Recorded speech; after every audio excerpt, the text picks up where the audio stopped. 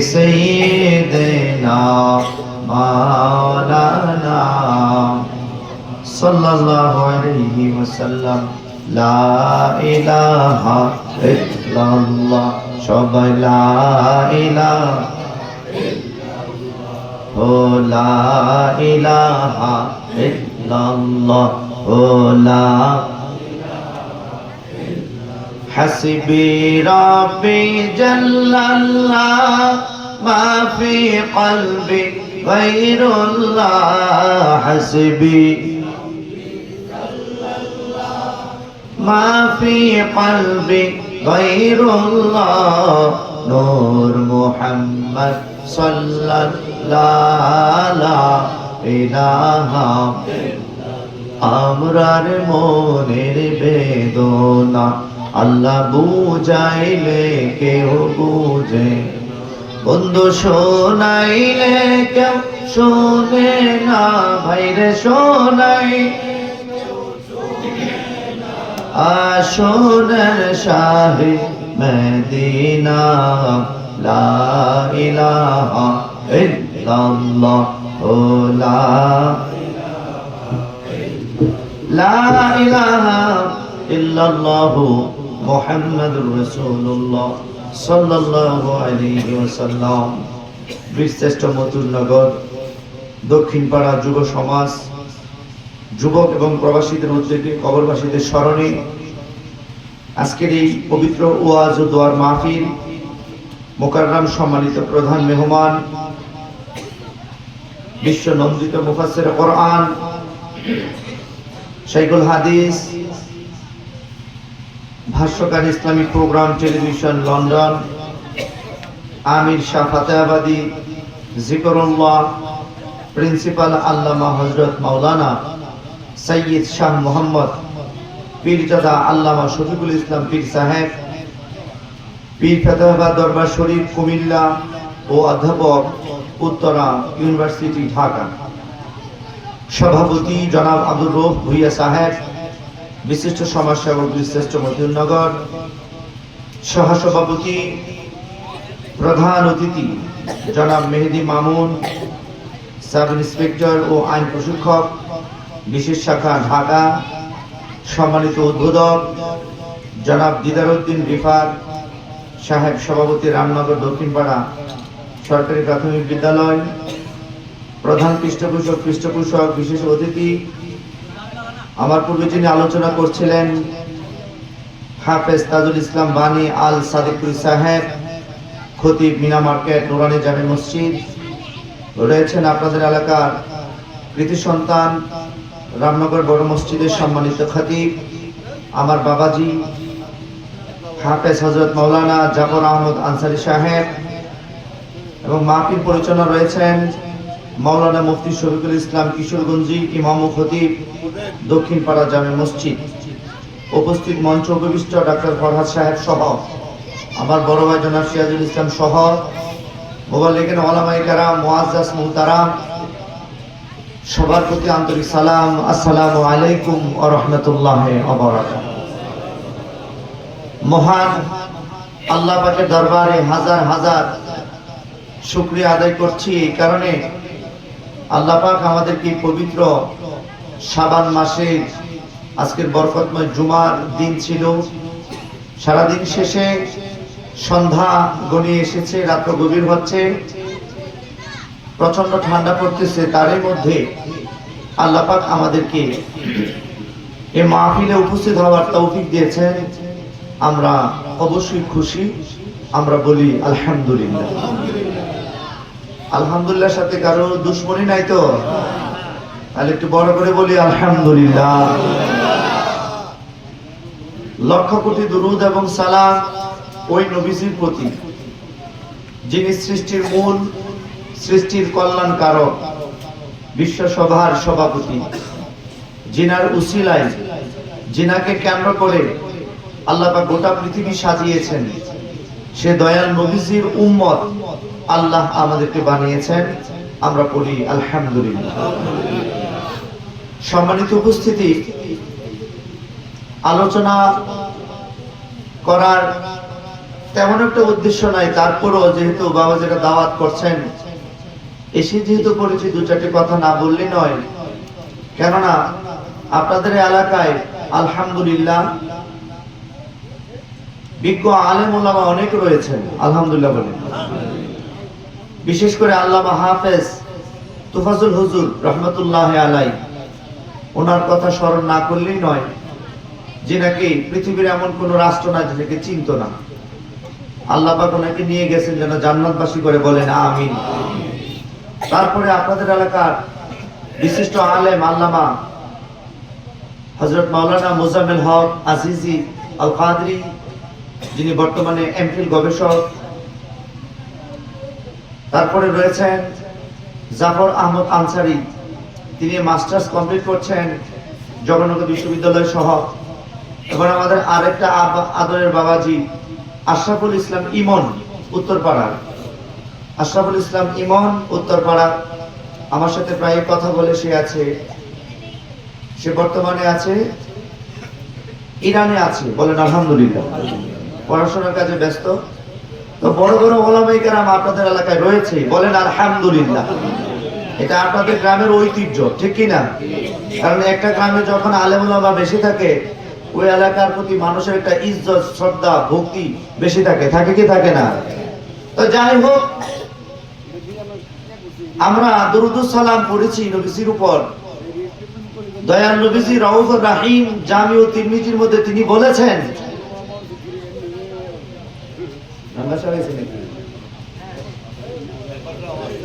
আব্দুল বাসন মেম্বার সাহেব না, ভালো আছেন ভাই? বলেন আলহামদুলিল্লাহ। আচ্ছা, আমরা কি নবীজির সাথে জান্নাতে থাকতে চাই? কথা বলেন, চাই তো? আপনারা ডান হাত আসেনি তো দেখাই তো, ডান হাতরা থাকতে চাই, হাতরা নামান।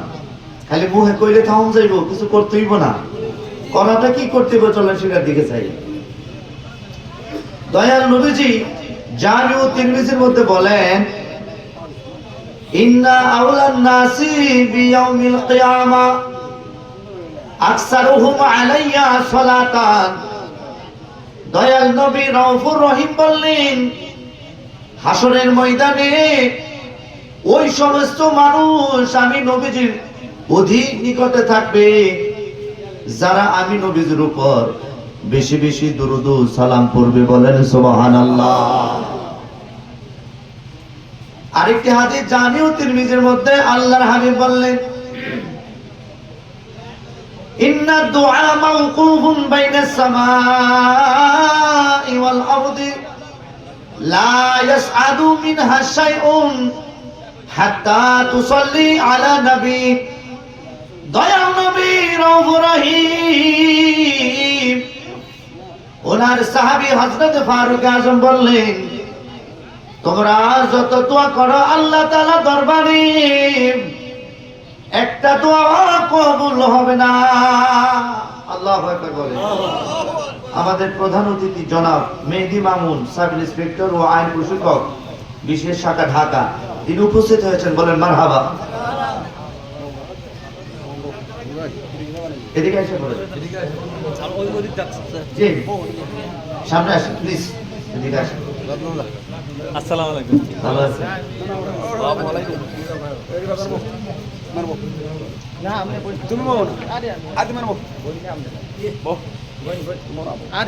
সবাই বলেন আলহামদুলিল্লাহ।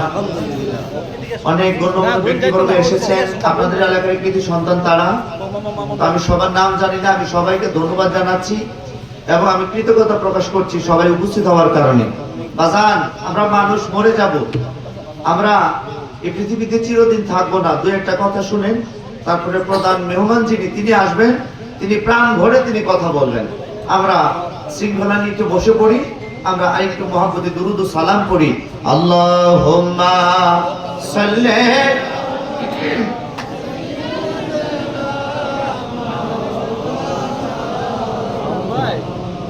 ওয়ালা আলি সাইয়্যিদিনা। নবী গো, আপনার ভালোবাসায় আল্লাহর ওলি হওয়া যায়। নবী গো আপনার ভালোবাসায় ওয়াস করনি জুব্বা পায়। আল্লাহুম্মা সাল্লি মাওলানা মুহাম্মদ ওয়া আলা আলি সাইয়্যিদিনা। হাদিসটি বলতেছিলাম, একটু শুনেন। আমার নবীজি বললেন, ইন্না দুআ মাওকুফুন বাইনাস সামাই ওয়াল আরদি লা ইয়াসআদু মিনহা শাইউন হাত্তা তুসাল্লি আলা নবী। আল্লাহর হাবিব বললেন, তোমরা যত দোয়া পৃথিবীর জমিনে করো, আল্লাহর কাছে আমরা কত দোয়াই না করি। রব্বানা যালামনা আনফুসানা ওয়া ইল্লাম তাগফির লানা ওয়া তারহামনা লানাকুনান্না মিনাল খাসিরিন। রব্বানা আতিনা ফিদ দুনিয়া হাসানাতাও ওয়া ফিল আখিরাতি হাসানা ওয়া কিনা আযাবান নার। এইভাবে আমরা দোয়া করি। ছেলের জন্য দোয়া করি, মেয়ের জন্য দোয়া করি, মার জন্য দোয়া করি, বাবার জন্য দোয়া করি। কিন্তু প্রশ্ন, এই যে দোয়া আমরা করতেছি, এই দোয়াগুলো কি আল্লাহর কাছে কি কবুল হয় না? যদি কবুল হয়, হওয়ার পরেও মুসিবত আমাদের কেন? কথা বল ঠিক কি না? নবী আমার ডাক দিয়ে বললেন, তোমাদের দোয়া ততক্ষণ পর্যন্ত আল্লাহ তাআলার দরবারে কবুল হবে না, যতক্ষণ পর্যন্ত তোমরা আমি নবীজির উপর দুরূদ ও সালাম না পড়বে। দুরূদ ও সালাম না পড়লে একটা মুমিনের দোয়া আল্লাহর কাছে কবুল হবে না। আমি যদি বলি আল্লাহ আমার আল্লাহ ওইটা দাও, ওইটা দাও, ওইটা দাও, না, দোয়ার আগে দুরূদ শরীফ পড়েন, পরেও দুরূদ শরীফ পড়েন। কিংবা কোনো কিছু চাচ্ছেন, দুরূদ ও সালাম করে তারপরে আল্লাহর কাছে চান। আল্লাহ পাক যদি এখন নাও দেয়, পরেও ওই আমরা দিব। বলেন সুবহানাল্লাহ। সিস্টেম বুঝি না তো আমরা, সবই সিস্টেমে চলে, ঠিক কি না? আমি আরেকটি হাদিস পড়ছি বুখারী থেকে, তারপর আমার আলোচনা শেষের দিকে চলে যাব। ওয়ান আবি হুরায়রা রাদিয়াল্লাহু তাআলা আনহু قال قال رسول الله صلى الله عليه وسلم سبعة يظلهم الله في ظل يوم لا ظل إلا ظله إمام عادل ورجل معلق بالمسجد إذا خرج حتى يعود إليه وتفرق عليه ورجلان تحابا في الله اجتمع عليه وتفرق عليه ورجل ففاضت عينيه فقال إني أخاف الله ورجل دعوته امرأة ذات حسب وجمال فقال إني أخاف الله ورجل تصدق بصدقة فأخفاها حتى لا تعلم ما تنفق يمينه জোরে জোরে বলেন না সুবহানাল্লাহ। এটা বুখারীর হাদিস। নবী আমার বলেন, আল্লাহর হাবিব বললেন, হাসরের ময়দানে আল্লাহ তাআলা আরশের ছায়া ব্যতীত আর কোনো ছায়া থাকবে না। এই যে এখানে একটা কংক্রিট একটা বিল্ডিং তৈরি করেছেন, উদ্দেশ্য ঠান্ডা রাখার জন্য। জানাজা নামাজ হইলে, ঈদের নামাজ হইলে যেন আমাদের ঠান্ডা লাগে, গরম না লাগে। কথা কোন ঠিক কিনা? হাসরের ময়দানে, হাসরের ময়দানে বন্ধুরা অন্য কোনো ছায়া থাকবে না। আপনার বাড়ির বিল্ডিং, আমার বাড়ির বিল্ডিং এর ছাদ থাকবে না, কোনো সামিয়ানা থাকবে না। ওই হাসরের ময়দানে একটা মাত্র ছায়া থাকবে, যে ছায়ার নাম হচ্ছে আল্লাহ পাকের আরশে আজিমের ছায়া। নবী আমার ডাক দিয়ে বললেন, ওই আরশের ছায়ার নিচে সকল মানুষ জায়গা পাবে না। 7 শ্রেণীর মানুষ জায়গা পাবে। কয় শ্রেণী? 7 শ্রেণীর মানুষ যারা পৃথিবীতে। নবীজি সাল্লাল্লাহু আলাইহি সাল্লাম বললেন, ইমামুন আদিলুন, নাম্বার 1 ইমামুন আদিলুন, ন্যায় বিচারক যারা, যারা সামাজিক পর্যায়ে, ইউনিয়ন পর্যায়ে, ডিস্ট্রিক্ট পর্যায়ে, জজ কোর্ট, হাই কোর্ট, সুপ্রিম কোর্টে যারা বিচারপতি, যারা বিচারাচার করে, বন্ধুরে, নবী আমার বললেন ইমামুন আদিলুন, ন্যায় বিচারক যারা যারা সব সময় ন্যায় বিচার করবে বন্ধুরে, ওই সমস্ত মানুষ আল্লাহর আরশের ছায়ার নিচে জায়গা পাবে। বলেন সুবহানাল্লাহ। কিন্তু আমরা দেখতে পাই 100 টাকার বিনিময়ে 1000 টাকার বিনিময়ে 1000 টাকার বিনিময়ে 5000 টাকার বিনিময়ে মিথ্যাটারে সত্য বানায়, সত্যটারে মিথ্যা বানায়, হকেরে নাহক বানায়, নাহকেরে হক বানায়। এই রকম মানুষ পৃথিবীর জমিনে আছে না না? এই পৃথিবী যেমনি আছে তেমনি পরে রবে। সুন্দর পৃথিবী ছেড়ে চলে যেতে হবে রে মন, চলে যেতে হবে। এই পৃথিবী যেমনি আছে তেমনি পরে রবি। সুন্দর পৃথিবী ছেড়ে চলে যেতে হবে রে মন, চলে যেতে হবে। ঠিক কিনা? তাহলে ন্যায় বিচার করবেন কি করবেন না? এই যে আপনাদের এলাকার কৃতি সন্তান জনাব মেহেদী মামুন, বয়স কিন্তু কম, বয়স কিন্তু বেশি না। ঠিক কিনা? অনেক ছোট, বয়সের দিক দিয়ে ছোট, পদের দিক দিয়ে বড়। কে বানাইছে? কথা কয় না, কে বানাইছে? ও মামুন সাহেব, যদি কোনোদিনই কোনো জায়গার মধ্যে বিচার করেন, অনুরোধ করব ন্যায় বিচার করিয়েন। কারণ ন্যায় বিচার যারা করবে আল্লাহ আল্লাহ রাসূল তাদেরকে ভালোবাসে। সুবহানাল্লাহ। ঠিক নেই? এক বেদুইন, কষ্ট হইতেছে আপনারা?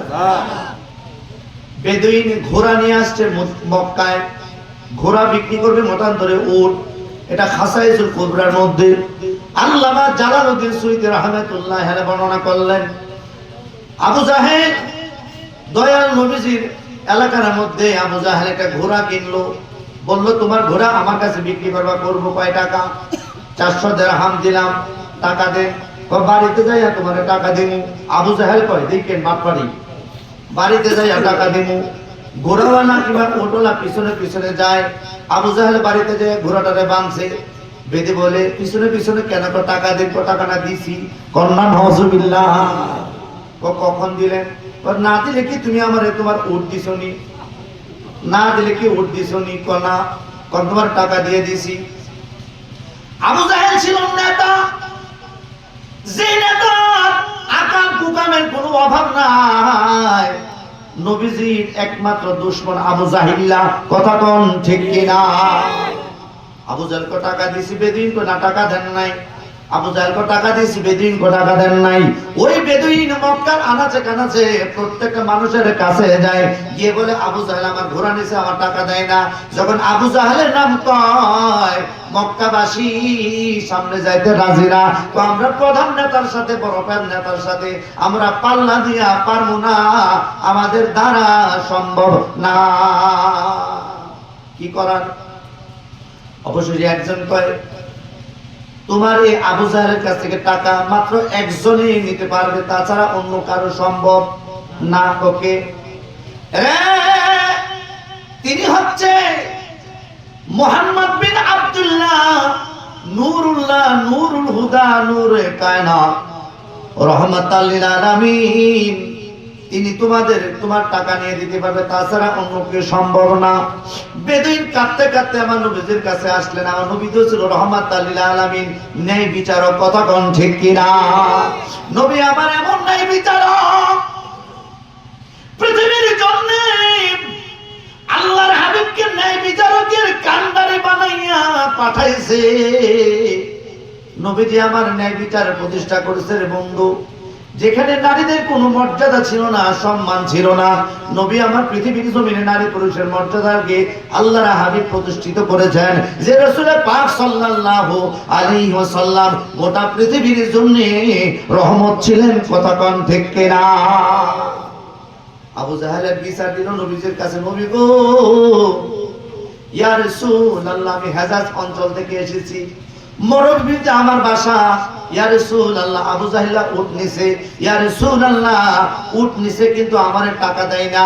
হুজুর আপনার কাছে বিচার দিলাম, আপনি ন্যায় বিচারটা কইরা দেন। নবী আমার বললেন তুমি আমার সাথে আসো। এইভাবে হাতে ধরলেন, হাতে ধরে নবীজি আমার ইহুদিরে নিয়ে গেলেন। কারণ নবীজির কাছে জাত বেজাত কোনো কিচ্ছু নাই, কথা কোন ঠিক কি না? লালন একটা কথা বলছে, যদিও আমি লালন মতবাদ বিশ্বাস করি না, তবে কিছু কিছু কথা আমার কাছে ভালো লাগে। কোনটা?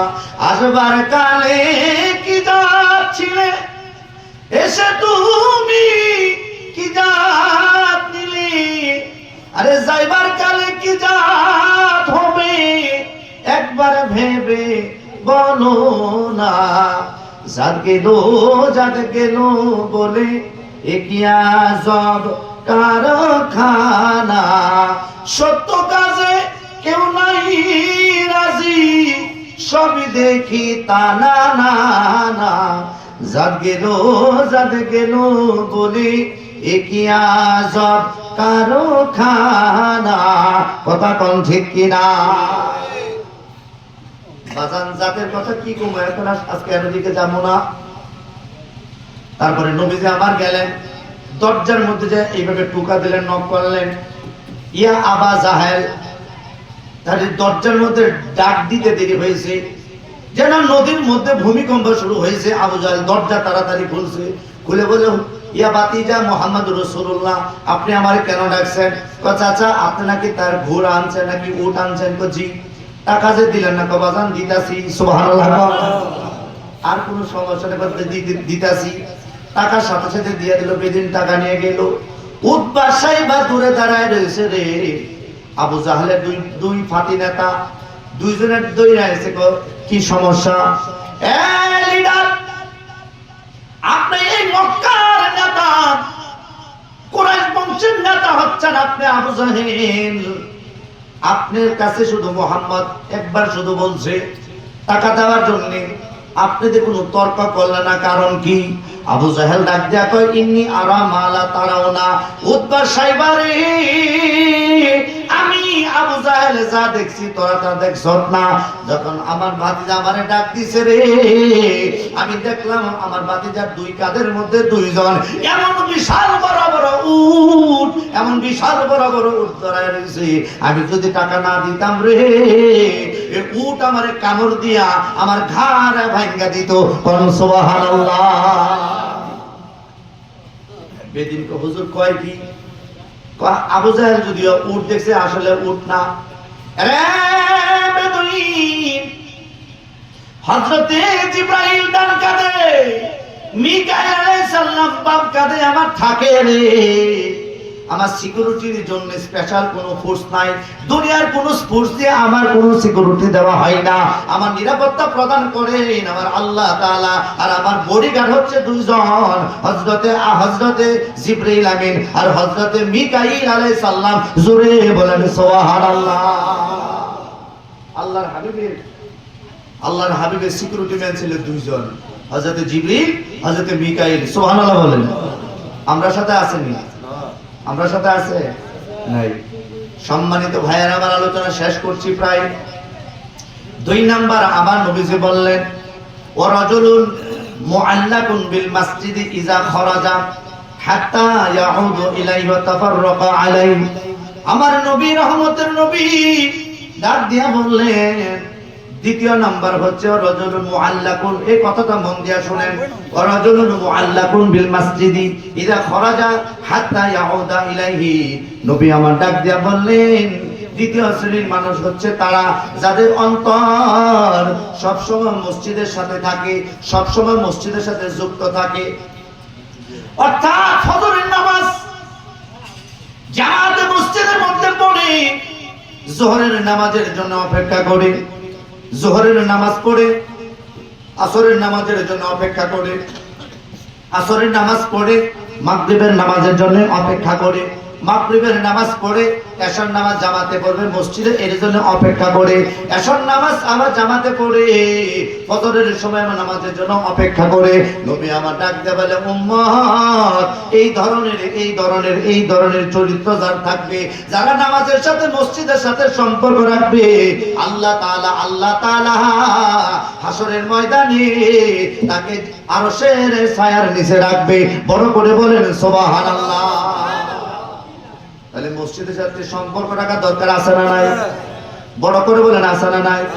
কিন্তু অনেকে আছে আমরা মসজিদে নামাজ পড়ি না, জুমার নামাজ পড়লে আর কোনো নামাজ পড়ি না, অথচ আমার নবী বুখারীর মধ্যে ঘোষণা করেছেন, কোন মানুষ যদি আল্লাহ তাআলার দরবারে আল্লাহ তাআলার রেজামন্দের জন্য, আল্লাহ তাআলার খুশির জন্য, আল্লাহ তাআলার সন্তুষ্টির জন্য যদি পাঁচখানা 5 ওয়াক্ত নামাজ পড়ে, বন্ধুরে, দয়াল নবী সাল্লাল্লাহু আলাইহি সাল্লাম বললেন, মান আকামাস সালাতা মান হাফাজা আলাইহা কানাত নূরান ওয়া বুরহানান ওয়া নাজাতান ইয়াউমাল কিয়ামা।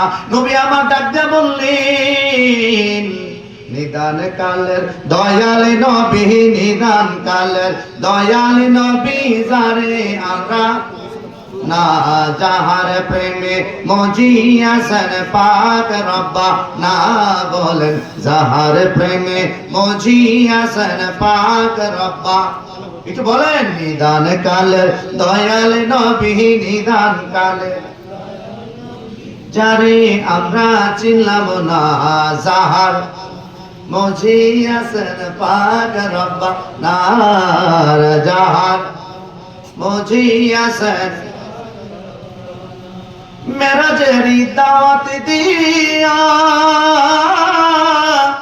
নিলেন আল্লাহ বুরাকে দিয়াও, সুবহানাল্লাজি আসরা বলে, সুবহানাল্লাজি আসরা বলে কুরআনেতে ঘোষণা, যাহার প্রেমে মজিয়াছেন পাক রব্বা, নার যাহার প্রেমে মজিয়াছেন।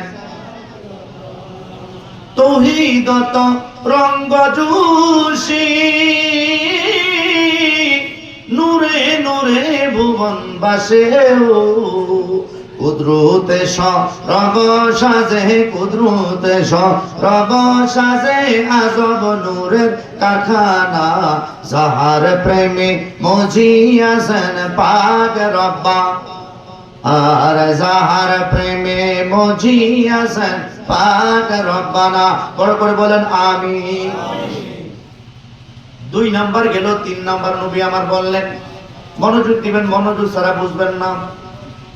ওয়ারাজুলানি তাহাব্বা ফিল্লাহি ইজতামা আলাইহি ওয়া তাফাররাকা আলাইহি, এটা বুখারীর হাদিস। নবী আমার ডাক দিয়া বললেন, ওই 2 ব্যক্তি একজন আরেকজনকে ভালোবাসে রে বন্ধু, একমাত্র আল্লাহ তাআলার জন্য, আল্লাহর হাবিবের জন্য। সুবহানাল্লাহ বলেন। মনে করেন আপনারা আমারে ভালোবাসেন, জিজ্ঞাসা করলাম কেন ভালোবাসেন, আপনারা বলতেছেন হুজুর আপনি আল্লাহকে ভালোবাসেন, আল্লাহর রাসূলকে ভালোবাসেন।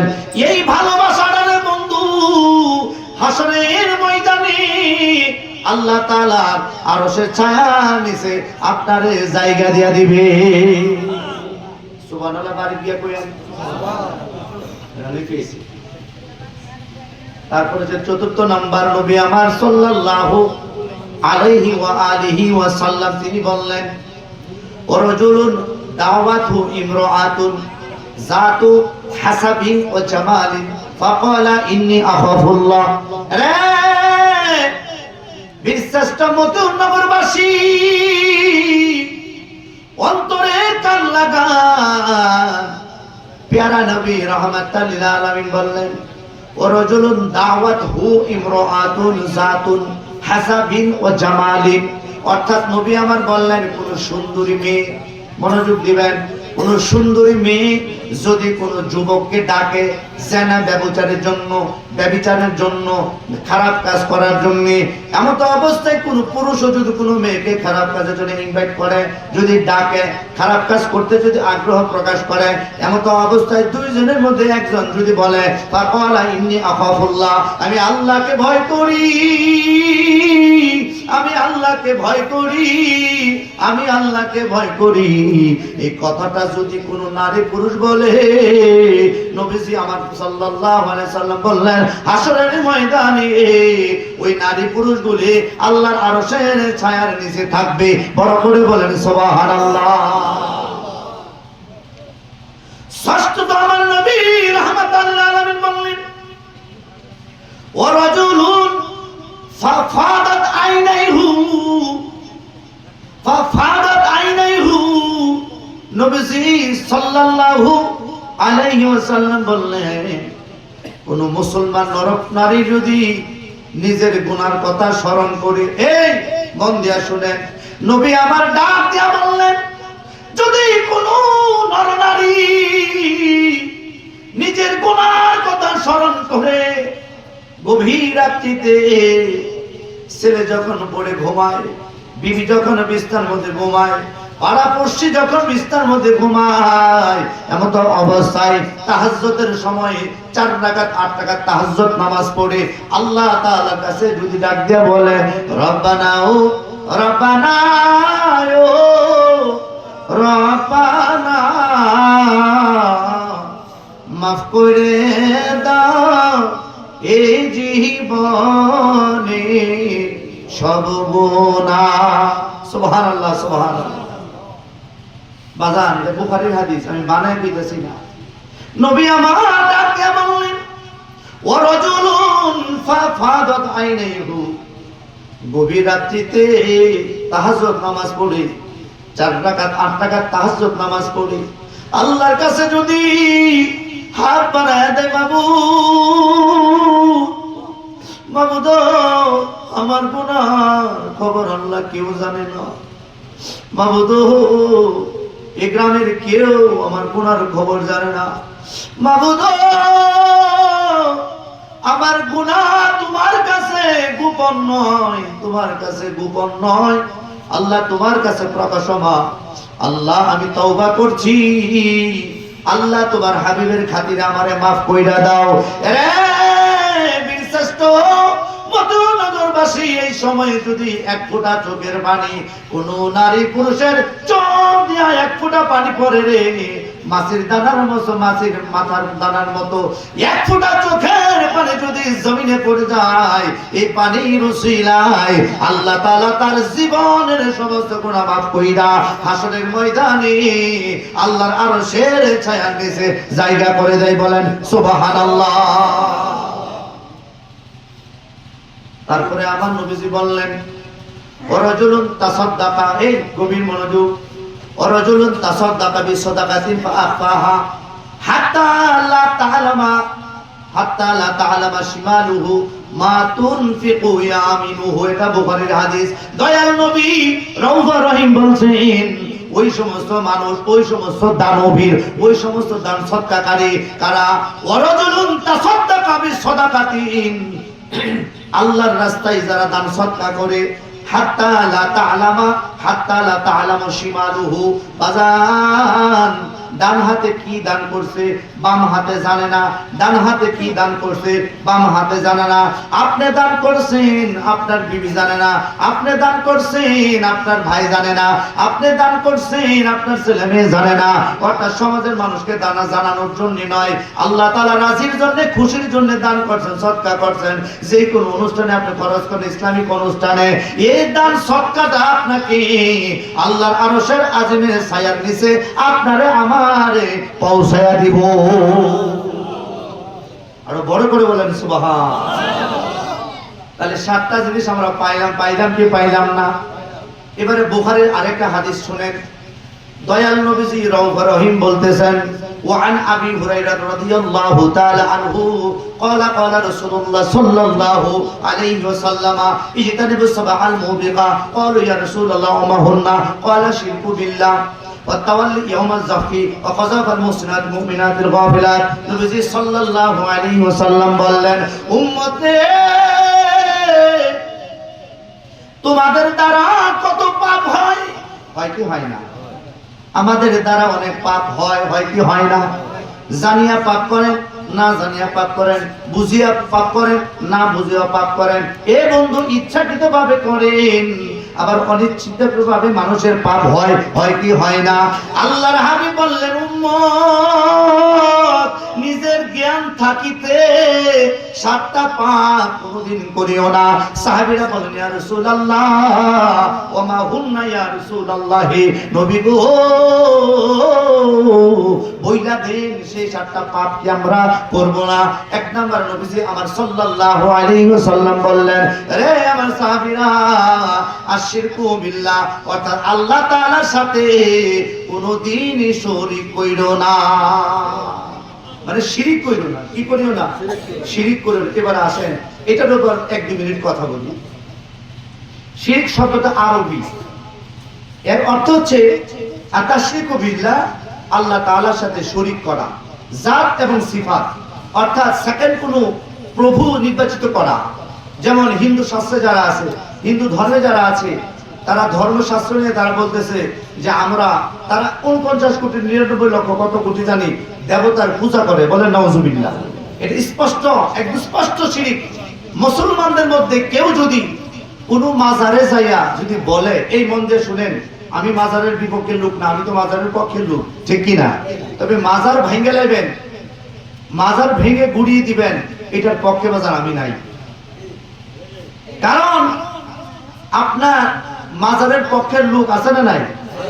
আপনি মাজারটা ভাঙতেছেন, যারা মাজারের পক্ষের লোক তারা কি খুব খুশি? কথা বলেন, খুশি?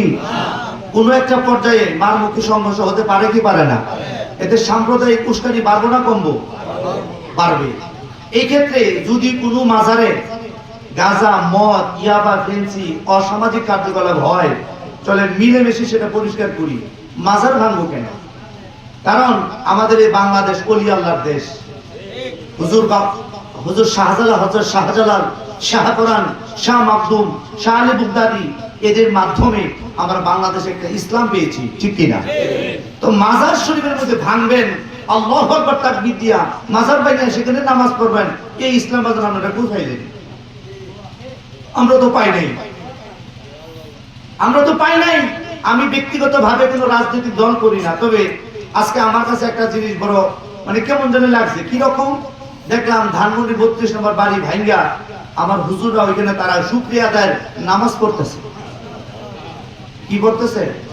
কথা বল না কা নামাজ পড়ি, জাগো হইলে তোমার নামাজ পড়া। আচ্ছা, আপনি আমারে সরাইয়া জুতাইয়া আমারে ক্ষতি করে আপনি নামাজ পড়লে এদিকে হইব নি? আমি যদি অন্যায় করি, দেশে কি আইন নাই? আচ্ছা, আদালত আছে না? তো বিচার হবে। আমি রাজনীতি করি না, আমি প্রথমে বলছি আমি রাজনীতি বুঝি না বাজান। আমি হুজুর মানুষ, আমি হুজুরের মধ্যে থাকি। তবে আমার কাছে কেন জানি মনে হচ্ছে ডাল মে কুছ কালা है, ঠিক কিনা বলেন? আর যাই হোক, সেদিকে যাইতাম না, যাইলে বলে সেই তো মনে। আল্লাহু আকবার বলেন, একটু দুরূদ ও সালাম করেন। আল্লাহুম্মা সাল্লি মুহাম্মাদ ওয়া আলা সাইয়্যিদিনা মুহাম্মাদ ওয়া আলা সাইয়্যিদিনা। তাহলে শিরক করা, ইন্না শিরকা লা যুলমুন আযীম, শিরক হচ্ছে সবচেয়ে বড় অত্যাচার, ঠিক নেই? সবচেয়ে বড় জুলুম। আল্লাহ তাআলার সাথে ইবাদত করতে হবে। আল্লাহ তা'বুদু শাইতান, আল্লাহ বলে শয়তানের ইবাদত করিও না। ওয়া ক্বাদা রাব্বুকা আল্লা তা'বুদু ইল্লা ইয়্যা, ইবাদত করবে একমাত্র আল্লাহ, ঠিক কি না? সিজদা কার? আল্লাহ। নামাজ কার? আল্লাহ। রোজা কার? আল্লাহ। চাইবো কার কাছে? আল্লাহর কাছে চাইবো। আল্লাহকে আমরা সিজদা দিব। আল্লাহ ছাড়া ভিন্ন কাউকে সিজদা দেওয়া হারাম, দেওয়া যাবে না। দিলেই শিরক হবে। কথা কোন ঠিক কি না? এটা বাজান শিরক। তারপরে নবী আমার বললেন দ্বিতীয় নাম্বার ওয়াসসাহরি, অর্থাৎ জাদু টুনা করা, বান দেওয়া। ইসলাম ধর্মে এমন একটা জিনিস আছে রে, একজন আরেকজনকে বান দেয়, টুনা দেয়, আছে না নাই? স্বয়ং রাসূলের পাকে জামিলা নামে মহিলা আল্লাহর হাবিবকে জাদু করেছিল। নবী আমার বললেন ওয়াসসিহরি, জাদু করবা না, এটা বাদ দাও, এটা কবিরা গুনাহ। যারা জাদু টুনা বান টুনা করে তাদের ঈমান নাই, তারা বেঈমান। 3 নাম্বার আমার নবীজি বললেন ওয়া কাতলুন নাফসি আল্লাতী হারামাল্লাহু তাআলা ইল্লা বিল হক, অন্যায় ভাবে মানুষকে হত্যা করা এটা বাজান কবিরা গুনাহ। অন্যায় ভাবে কাউকে আপনি হত্যা করতে পারেন না, কারণ সৃষ্টিকর্তা একজন। আল্লাহ তাআলা হায়াত দিয়েছেন, আল্লাহ তাআলা মানুষকে মৃত্যু দিবেন। সুতরাং আমার পক্ষ থেকে অন্যায় ভাবে কাউকে মৃত্যুদণ্ড দেওয়া, কাউকে আঘাত করা, মারামারি করা, এটা আমার নবীজি না করছে 1400 বছর আগে। নবী আমার বললেন উম্মত ইজতানাবা কাতলা আল্লাতী হারামাল্লাহু তাআলা ইজতামা আল হক, অর্থাৎ অন্যায় ভাবে কাউকে হত্যা করিও না। যারা অন্যায় ভাবে মানুষ হত্যা করে ওই মানুষ কোনোদিন মানুষের জায়গায় থাকতে পারে না। কথা কোন ঠিক কিনা? এই কারণে তুচ্ছ ঘটনাকে কেন্দ্র করে মারামারি করবেন না, হত্যা রাহাজানি খুন খারাপি করবেন না রে বন্ধু, ফিতনা ফাসাদ করবেন না। কারণ আল্লাহ তাআলা কোরআনুল কারীমের মধ্যে বলেছেন আল ফিতনাতু আসাদ্দু মিনাল কতলি, ফিতনা করা হত্যার চেয়ে জঘন্য। ফিতনার শেষ পর্যায়ে হচ্ছে মারামারি, খুন খারাপি করা হয়। এই কারণে নবী আমার বললেন অন্যায় ভাবে কেউ যেন কারো মাথায় বাড়ি না দেয়, আঘাত না করে, কাউকে যেন হত্যা না করে। যদি হত্যা করে ওই লোকটা জাহান্নামী, তার ঈমানও থাকবে না, সে জাহান্নামে যাবে।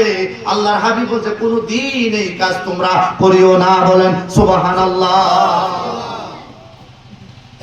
তারপরে 4 নাম্বার আমার নবীজি বললেন, ঘুমাই গেছেন আপনারা? নাম্বার 4 নবী আমার বললেন ও আকালার রিবা মা ও আকালার রিবা, অর্থাৎ নবী আমার বললেন উম্মত তুমি যেন কোনদিন সুদ না খাও। উম্মত সুদের ব্যবসা করিও না, সুদ তুমি খাইও না। যদি কোনো ব্যক্তি 1 টাকা সুদের খায় রে, ওই যেন পেটের মধ্যে জাহান্নামের আগুন বপন করলো। নবী আমার বললেন যারা সুদের পয়সা খায় এদের ছেলে মেয়ে আল্লাহ তাআলার কাছে কোনোদিন তাদের ছেলে মেয়ে মানুষ হয় না, কোনোদিন তাদের ছেলে মেয়ে বড় হইয়া তাদের কথা শুনবে না। সেই সমস্ত ছেলে পেলেগুলি সুদের টাকায় তারা বড় হয়, তারা বড় হইয়া বাপারে কয় হালা হালা। কথা কন ঠিক কিনা? আমি জানি বাজানি কথার অনেকে চুকা লাগবে, কিছু করার তো নাই, মাইনা নিতেই। হাদিসে আয়া বসে আমি কি করতাম? আমার কিছু করার আছে? কিচ্ছু করার নাই। আল্লাহর হাবিব যে আইন তৈরি করেছেন, এই আইনের উপর, এই আদালতের উপর আমরা মৌলবীদের কলম ধরার কোনো ক্ষমতা নাই। নবীজি বলছেন ওয়াকুলুর রিবা, অর্থাৎ সুদ খায়ও না, উম্মত খায়ও না। এই সুদখোরের 3টা স্বভাব আছে। নাম্বার 1 তারা কিপটা হয়, কিতা হয়, কথা খাও কি হয়, কৃপণ হয়, কৃপণ। আর রাসূলুল্লাহ বলছেন আল বাখিলু লা ইয়াদখুলু জান্নাতা আবাদা, কৃপণ ব্যক্তি কোনোদিন জান্নাতে যাবে না। নাম্বার 2 সুদখোর ব্যক্তি তারা নির্দয় হয়, তাদের অন্তরে কোনো দয়া মায়া থাকে না। এদের কাছে ভিক্ষুক এসে যদি একটু করজোর করে, ভাই সাহেব আমারে প্লিজ 10 টাকা দেন, 5 টাকা দেন, 1000 টাকা দেন, এটা হইল টাকা দেন, কিন্তু দিত না, দিব না। কারণ তাদের অন্তর বইরা গেছে। এই মরা অন্তর দিয়া বাজান তারা ভালো কোনটা মন্দ কোনটা বুঝে না। সুতরাং সুদ খাওয়া হারাম না হালাল? পিছনের ভাইরা বলেন হারাম না হালাল? জাকির হুজুর কইছে না হারাম না হালাল? হারাম। অনেকের কাছে আরাম, যদিও আরাম, কিন্তু ছেড়ে দিতে হবে। সুদের টাকা যারা খায় বাজান তাদের অবস্থা খুব ভয়াবহ হবে। সুদখোরের শাস্তি কত যে ভয়ানক আল্লাহর হাবিব মেরাজে গিয়ে সেটা দেখে এসেছেন। সে ঘটনা আজকে আমি বর্ণনা করছি না। তারপরে আমার নবীজি বললেন নাম্বার 5 ও আকালাল মাল আল ইয়াতামা, ইতিমের সম্পদ কোন মানুষ যেন অন্যায় ভাবে না খায়। ভাই মারা গেছে, বাতিজা ছোট ছোট, বড় ভাই কয় তোর সম্পত্তি সব আমারে দে। ছেলে মেয়ে বড় হয়েছে, বাতিজারা কয় চাচা সম্পত্তি দেন, কত বাপে আমারে লিখে দিয়ে গেছে গা। আছে না নাই? আমাদের ব্রেনে অনেক মানুষ ধরা পড়ছে, এতিমের সম্পদ মাইরা খাইয়া মক্কা মদিনায় হজ করতে গেলে কাজ হবে না রে, কাজ হবে না। যদি তোমার এসো দেখি কানার হাট বাজার। কথা কোন ঠিক কিনা? নিজে কানা পথ চিনে না, নিজে কানা পথ চিনে না, পরকে ডাকে বারংবার। এসো দেখি কানার হাট বাজার। ঠিক কিনা?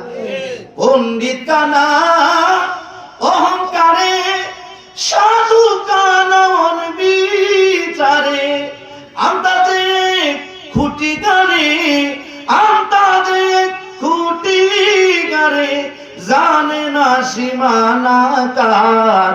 এসো দেখি কানার হাট বাজার। কথা কোন ঠিক কিনা? ঠিক আছে, আলহামদুলিল্লাহ ঠিক আছে। জি গেলে আমার কে হবে? আল্লাহু আকবার বলেন। এই যে দুইটা লাইন তো সেটা হলো আমাদের কথা, এটা বিশ্লেষণ করলে সময়ের দরকার, সেই দিকে যাব না। তবে আমি বলছিলাম এতিমের সম্পদ মাইরা আমি হাজি পিড়াইবো, আপনি নামাজি গুতাইবো, আপনি কাজী দুম দাইবো, অন্য সময় আছে দিয়া তওবা করে ভালো হইছেন গা, আল্লাহ দয়াল। কথা কোন ঠিক কিনা? বেজার হইলে আমি কি করতাম? হাদিস চাইলে আমি কইতাম না তো কইবো কেডা? তারপরে ষষ্ঠ নাম্বার, নবীজি সাল্লাল্লাহু আলাইহি ওয়াসাল্লাম বললেন ওয়াতাওয়াল্লি ইয়াউমাজ যাহফি, অর্থাৎ ভালো কাজ থেকে ফিরে আসা। মনে করেন আপনারা ভালো কাজ করছেন, কোন মানুষ যদি ভালো কাজ অর্ধেক রাস্তার মধ্যে যাইয়া অন্য মানুষকে বিপদে ফেলে চলে আসে, নবী আমার বললেন উম্মত এই কাজটা কোনোদিন করিও না। ভালো কাজে যাচ্ছ, মিলেমিশে কাজটা কমপ্লিট করো। যদি ফলাফল খারাপ হয় একসাথে ভালো কাজটা শেষ করো। যদি এই কাজটা করতে পারো আমি নবীজির শাফাআত তোমার জন্য আছে। বলেন সুবহানাল্লাহ। তারপরে হচ্ছে সপ্তম নবী আমার বললেন ও কযাফাল মুহসিনাতিল মুমিনাতিল গাফিলাত, এটা বুখারীর হাদিস। দয়াল নবী রউফুর রহিম বলছেন কোন সমাজের মানুষ যেন কোন মেয়েদেরকে, কোন নারীদেরকে অন্যায় অপবাদ না দেয়, ব্যভিচারের অপবাদ না দেয়। আপনার বিবি আছে, আপনি গ্রামের মাতাব্বর, আপনি গ্রামের মেম্বার, আপনি গ্রামের চেয়ারম্যান, আপনি গ্রামের লিডার, ইচ্ছাকৃতভাবে অন্যায়ভাবে একটা মহিলার উপর যদি আপনি অপবাদ দেন, মিথ্যা অপবাদ দেন, কিংবা আপনার বিবির যদি আপনি সন্দেহ কইরা গালি দেন, অপবাদ দেন, আমার নবী বলে উম্মত এই কাজটা কোনোদিন করিও না। অন্যায়ভাবে কোনো মহিলাদেরকে গালি দিও না। বলেন সুবহানাল্লাহ। দুইটা হাদিস গেল বন্ধু, আরেকটা হাদিস আমি এখন আপনাদের সামনে তর্জমা করব। বাজার সাহাবীরা নবীজির কাছে আসলেন, এসে বলতেছেন আইয়ুল আমালি আফতারু ইয়া রাসূলুল্লাহ, নবী গো আমরা কত ধরনের ভালো কাজ করি নবী গো, সবচেয়ে ভালো কাজ কোনটি ইয়া রাসূলুল্লাহ আপনি আমাদেরকে বলে দেন। আল্লাহর হাবিব বললেন রাহমাতাল লিল আলামিন বললেন আল ওয়াকতু আস-সালাতু লিওয়াক্তিহা, উম্মতি ওয়াক্ত অনুযায়ী তুমি যদি নামাজ পড়ো, পৃথিবীর জমিনে যত ভালো কাজ আছে নামাজের চাইতে আর কোনো ভালো কাজ নাই। কথা কোন ঠিক কিনা? হাদিস শরীফে নবী বললেন as-salatu liwaqtiha, ওয়াক্ত অনুযায়ী নামাজ পড়িও। ফজরের নামাজটা ফজরের টাইমে পড়িও, ফজরের নামাজ আবার জোহরের টাইমে পড়িও না, জোহরের নামাজটা আবার জোহরের টাইমে পড়িও, আসরের নামাজ সময় মতো পড়িও, মাগরিবের নামাজ টাইমলি পড়িও, এশার টাইমলি পড়িও। অর্থাৎ সময় মতো যদি তুমি নামাজ পড়ো, উম্মত মান আকামাস সালাতা মান আকামাস সালাতা মান হাফাজা সালাতা কানাত নূরান ওয়া বুরহানান ওয়া নাজাতান ইয়াউমাল কিয়ামা। নবী আমার বললেন যারা এইভাবে নামাজটা কায়েম করবে, এই নামাজ তার জন্য নূর হবে, এই নামাজ তার জন্য দলিল হবে, এই নামাজ তার জন্য হাসরের ময়দানে নাজাতের উসিলা হবে। বলেন সুবহানাল্লাহ। এই কারণে শ্রেষ্ঠ মদুনগরের বাসী যুবকেরা রে, হাতে দড়ি পায়ে পড়ি নামাজটা বাজান কাজা করিও না। নামাজ যদি কাজা করো, শরীর তোমার অসুন্দর হয়ে যাবে, শরীরের চাকচিক্য নষ্ট হয়ে যাবে, শরীর বাজান সুন্দর থাকবে না। নামাজ যদি তুমি তরক করো, তোমার রুজি রোজগারের বরকত কমে যাবে, যত কামাই করো রুজির মধ্যে বরকত পাইবা না। নামাজ যদি তুমি কাজা করো, অল্প বয়সে তুমি বৃদ্ধ হয়ে যাইবা, শরীরের শক্তি তোমার ক্ষয় হয়ে যাইব, সময় মতো শক্তি তুমি পাবা না। বাঙ্গার কইলাম না, অর্থাৎ নবী আমার বললেন যদি কেউ নামাজ কাজা করো তাহলে তোমার শরীরের শক্তি নষ্ট হইয়া যাইব। তৃতীয়ত চতুর্থত কেউ যদি নামাজকে কাজা করে, তার সন্তান তার কথা শুনবে না, হাসরের ময়দানে তার অর্থ সম্পদ কোনো কাজে আসবে না। অর্থাৎ প্রথম কথা হচ্ছে যদি আপনি নামাজ কাজা করেন, আপনার সন্তান আপনার কথা শুনবে না। আপনি বলবেন দুধ উত্তরে যা, আমি ছেলে যাইব দক্ষিণে, আপনি বলবেন দক্ষিণে যা, ছেলে যাইব পশ্চিমে। আর আপনার কাছে কইবেন হুজুর একটু দোয়া করেন, আমার ছেলে কথা শুনে না, আমার মেয়ে কথা শুনে না। দুষ্ট আপনার ছেলের না, দুষ্ট আপনার মেয়ের না, দুষ্ট হচ্ছে আপনার। আপনি যদি নামাজ পড়তেন, আপনার ছেলে মেয়ে কথা শুনতো, অর্থাৎ নামাজের মাধ্যমে আল্লাহর কথা শোনা হয়। আপনি যদি আল্লাহর কথা শুনেন, আল্লাহ পাক যদি আপনার কথা শুনে, আপনি যদি আল্লাহর কথা শুনেন, আপনার কথাও ছেলে মেয়েরা শুনবো। বলেন সুবহানাল্লাহ। অথচ ছেলে মেয়ে নববধূর প্রেমেতে মজিয়া, নামাজে রোজা সব খুয়াইলা দুনিয়ায় আসিয়া, ঠিক না? ছেলে মেয়ে নববধূর প্রেমেতে মজিয়া, নামাজে রোজা সব খুয়াইলা দুনিয়ায় আসিয়া। সেই ছেলেরা গোসল দিবে, সেই ছেলেরা গোসল দিবে মশারি টানায়া, মসজিদের পালকে আয়না দোলা দেশা যায়া তারে জনমের লাগিয়া। মসজিদের আয়না দোলা দেশা যায়া তারে জনমের লাগিয়া। সবাই মানুষ কই যাই রে দুনিয়া ছাড়িয়া, মসজিদের পালকে আয়না দোলা দেশা যায়া তারে জনমের লাগিয়া।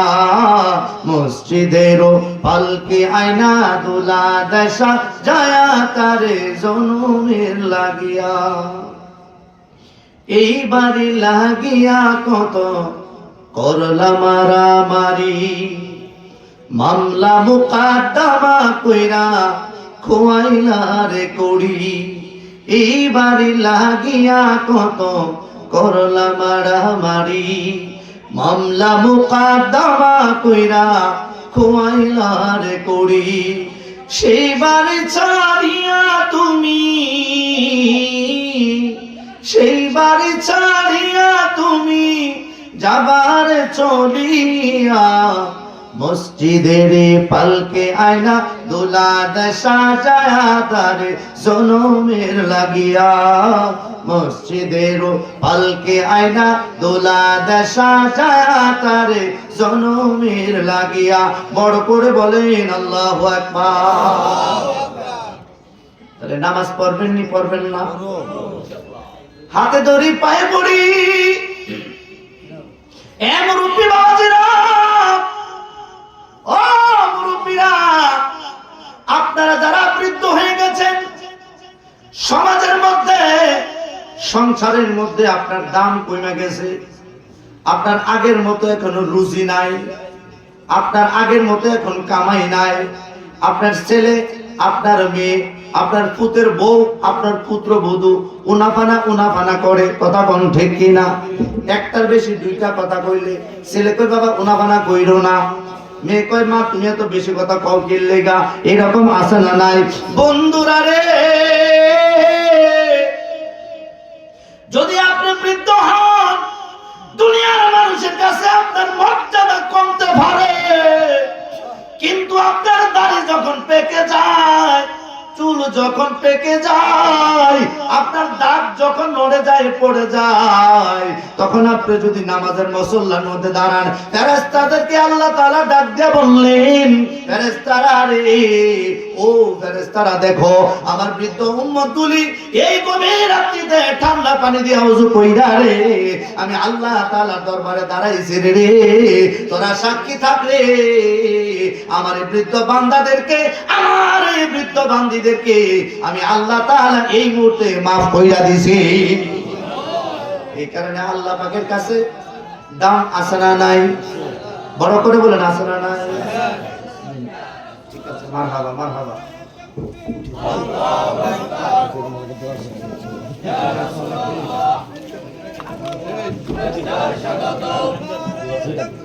আল্লাহু আকবার।